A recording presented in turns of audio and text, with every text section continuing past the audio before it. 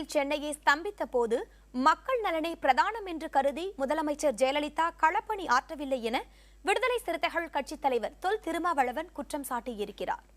வெள்ளத்தால் பாதிக்கப்பட்ட மக்களுக்கு உடனடி நிவாரணம் வழங்க கோரி சென்னை வள்ளுவர் கோட்டத்தில் மக்கள் நல கூட்டணியினர் நடத்திய ஆர்ப்பாட்டத்தில் கலந்து கொண்ட அவர் இந்த குற்றச்சாட்டை முன்வைத்தார். ஒரு சட்டமன்ற இடைத்தேர்தல், ஒரு தொகுதிக்கு இடைத்தேர்தல் 10 ஓட்டுக்கு ஒரு ஆளை நிறுத்த முடியும். 10 ஓட்டுக்கு ஒரு ஆளை நிறுத்த முடியும். அரை மணி நேரத்தில் ஒரு ஓட்டுக்கு 1000 ரூபாய் கொடுக்க முடியுது அவர்களால். அரை மணி நேரத்தில், ஒரே நேரத்தில் 2 லட்சம் பேருக்கு ஒரு தொகுதியில பணம் கொடுக்க முடிகிறது. அரை மணி நேரத்தில் 2 லட்சம் பேருக்கு ஆளுக்கு 1000 ரூபாய் என்று பணம் விநியோகம் செய்ய முடிகிற ஆளுங்கட்சியால் பாதிக்கப்பட்ட இந்த மக்களுக்கு என்றைக்காவது இந்த பக்கத்தில் நின்றார்களா?